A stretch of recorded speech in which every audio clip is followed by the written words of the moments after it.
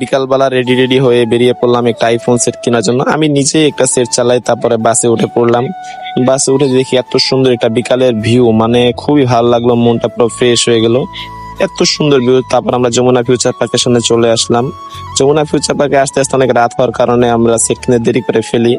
এবং যমুনা ফিউচার পার্কের ভিতরে যে লিফট গুলো, মানে খুবই সুন্দর লাগে ভিউ গুলা। যমুনা ফিউচার পার্কের ভিতরের সাইডটা জাস্ট দেখেন। তারপরে আমার ভাইয়ের জন্য একটা সেট কিনে ফেললাম। সেট কেনার পরে অ্যাপেল আইডি পাসওয়ার্ড দেওয়া হচ্ছে, এদিকে টাকা গোনা হচ্ছে।